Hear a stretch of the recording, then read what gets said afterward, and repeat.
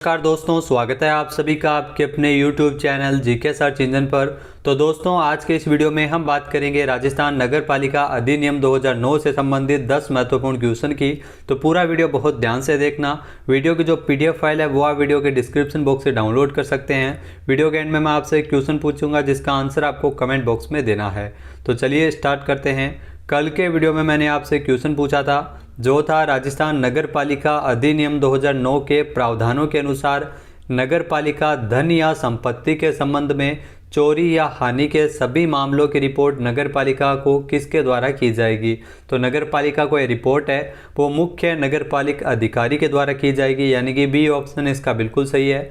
जी हाँ, राजस्थान नगर पालिका अधिनियम 2009 की धारा 49 के अनुसार नगर पालिका के धन या संपत्ति के संबंध में कपट, गबन, चोरी या हानि के सभी मामलों की रिपोर्ट है वो मुख्य नगर पालिक अधिकारी को नगर पालिका को करेगा। तो चलिए स्टार्ट करते हैं आज के जो क्वेश्चन है। पहला क्वेश्चन है, वार्ड समिति में नगर पालिका द्वारा जो नामार्दिष्ट सदस्यों की जो आयु है वो कम से कम कितनी होनी चाहिए। तो आपको बता दें कि इसमें जो नामार्दिष्ट सदस्यों की जो आयु है वो कम से कम 25 वर्ष होनी चाहिए, यानी कि सी ऑप्शन इसका बिल्कुल सही हो जाएगा। जी हाँ, ये धारा 54 के अंतर्गत दिया गया है। आइए जानते हैं इम्पोर्टेंट फैक्ट्स। तो राजस्थान नगर पालिका अधिनियम 2009 की धारा 54 के अनुसार प्रत्येक वार्ड समिति में जो निम्नलिखित सदस्य शामिल होंगे, जिसमें वार्ड समिति के प्रादेशिक क्षेत्रों के भीतर जो वार्ड का प्रतिनिधित्व करने वाले नगरपालिका के सदस्य वार्ड समिति में शामिल होंगे। इसके अलावा नगरपालिका द्वारा जो नाम निर्दिष्ट न्यूनतम 25 वर्ष की आयु तक के अधिकतम 5 सदस्य जो नगरपालिका प्रशासन में विशेष ज्ञान या अनुभव रखते हो वो शामिल होंगे। तो ध्यान रखना, 25 वर्ष जिसकी न्यूनतम आयु है वार्ड समिति में जिसको नगरपालिका द्वारा नामार्दिष्ट किया जाए, ऐसे सदस्यों को इसमें शामिल किया जाएगा। धारा 54 के अंतर्गत वार्ड समिति के गठन के संबंधित उपबंध है वो दिए गए हैं। तो ध्यान रखना, धारा 54 वार्ड समिति का गठन इसमें दिया गया है और भारतीय संविधान के अनुच्छेद 243(s) में भी इसका वर्णन है। नेक्स्ट है, राजस्थान नगरपालिका सामान्य क्रय और अनुबंध नियम 1974 के नियम 2 में वर्णित परिभाषाओं के अनुसार बोर्ड शब्द निम्नलिखित में से किसके लिए प्रयुक्त है। तो बोर्ड शब्द है वो नगर परिषद के लिए प्रयुक्त है, यानी कि बी ऑप्शन इसका बिल्कुल सही है। जी हाँ, राजस्थान में आपको बता दें कि जो बोर्ड है वो राजस्थान नगरपालिका सामान्य क्रय और अनुबंध नियम 1974 के नियम 2 में इसका वर्णन दिया गया, जिसमें बोर्ड शब्द है वो नगर परिषद के लिए वर्णित है। आइए देखते हैं इंपॉर्टेंट फैक्ट्स। तो राजस्थान नगरपालिका सामान्य क्रय और अनुबंध नियम 1974 के नियम 2 के अनुसार, जिसमें एक बोर्ड के अंतर्गत नगर परिषद आती है, क्रय अधिकारी या मांगकर्ता अधिकारी से कार्यपालक अभिप्रेत है। और आपको बता दें कि जो कार्यपालक अधिकारी के अंतर्गत नगर परिषद का आयुक्त आता है, तो इसमें बोर्ड के अंतर्गत नगर परिषद आती है, ये आपको ध्यान में रखना है। नेक्स्ट है, राजस्थान राज्य के अंतर्गत यदि कोई स्थानीय क्षेत्र किसी नगरपालिका से अपवर्जित यानी बाहर किया जाता है तो उस क्षेत्र का प्रतिनिधित्व करने वाले सदस्यों को हटा दिया जाएगा, यानी कि ए ऑप्शन इसका बिल्कुल सही है। जहां धारा 3 के अनुसार यदि कोई स्थानीय क्षेत्र किसी नगरपालिका से अपवर्जित यानी बाहर किया जाता है तो उस क्षेत्र का प्रतिनिधित्व करने वाले जो सदस्यों को हटाया जाएगा। आइए जानते हैं इम्पोर्टेंट फैक्ट्स। तो राजस्थान नगरपालिका अधिनियम 2009 की धारा 3 के अनुसार कोई भी स्थानीय क्षेत्र नगरपालिका से अपवर्जित यानी बाहर किया जाए तो उन सदस्यों को जो राज्य सरकार की राय में नगरपालिका से अपवर्जित क्षेत्र का प्रतिनिधित्व करते हैं उनको हटाया जाएगा।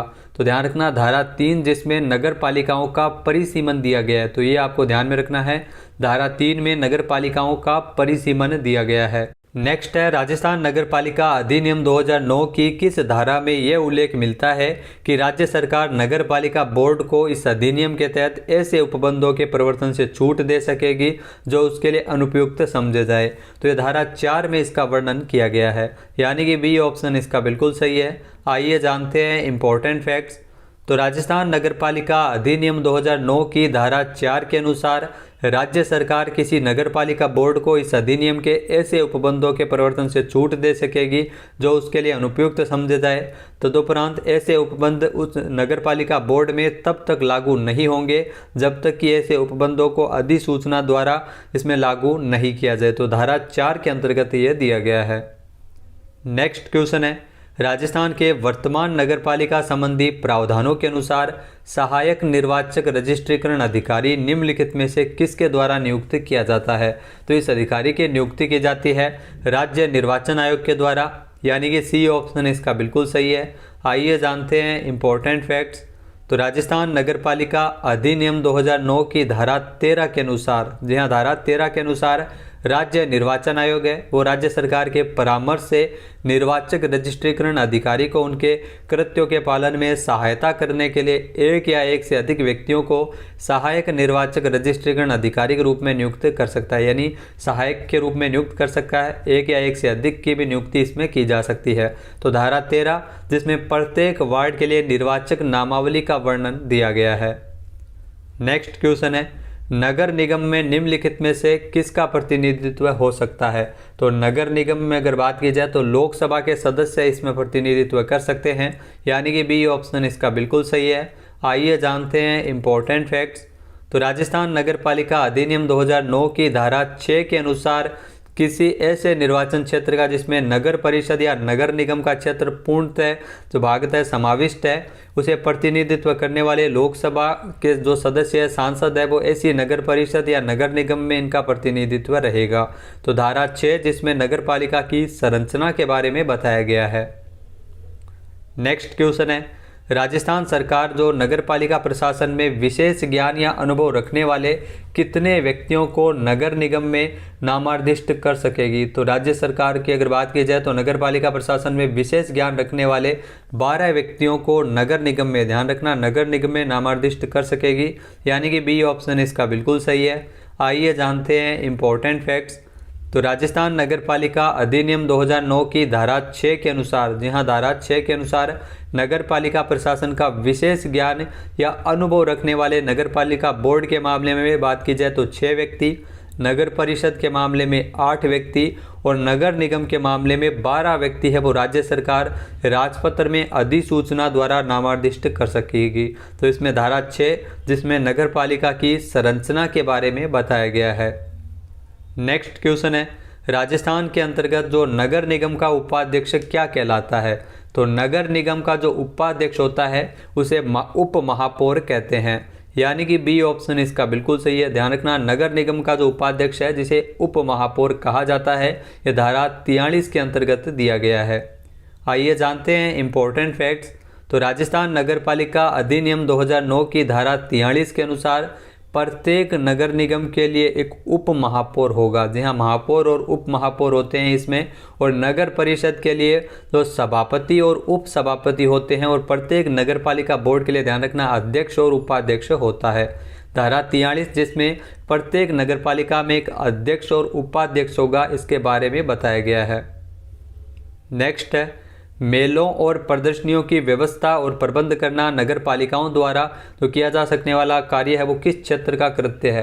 तो आपको बता दें कि जो ये है वो सामुदायिक संबंधों के क्षेत्र का जो कृत्य है, जिसमें मेलों और प्रदर्शनियों की व्यवस्था और प्रबंध करना, यानी कि सी ऑप्शन इसका बिल्कुल सही है। जानते हैं इंपॉर्टेंट फैक्ट्स। तो राजस्थान नगरपालिका अधिनियम 2009 की धारा 46 के अनुसार सामुदायिक संबंधों के क्षेत्र में, जी हाँ, सामुदायिक संबंधों के क्षेत्र में नगर पालिकाओं द्वारा किए जाने वाले जो कृत्य, जो कार्य है, जो विशिष्ट व्यक्तियों का नागरिक सम्मान और ख्याति प्राप्त व्यक्तियों को मृत्यु पर श्रद्धांजलि देना, ये प्रमुख कृत्य है। इसके अलावा मेलों और प्रदर्शनियों की व्यवस्था और प्रबंध करना और लोकहित की सूचना का प्रसार करना, तो ये सामुदायिक संबंधों के क्षेत्र में नगर पालिकाओं द्वारा किए जाने वाले जो कृत्य, जो कार्य है, धारा 46 के अंतर्गत अन्य नगरपालिका कृत्य के बारे में वर्णन किया गया है।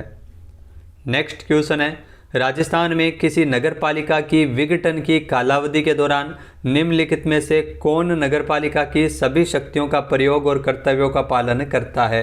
तो इसमें आपको बता दें कि जो राज्य सरकार द्वारा इस निमित्त नियुक्त अधिकारी है वो नगरपालिका की सभी शक्तियों का प्रयोग और कर्तव्यों का पालन करता है, यानी कि बी ऑप्शन इसका बिल्कुल सही है, नगरपालिका विघटन की दशा में। आइए जानते हैं इंपॉर्टेंट फैक्ट्स।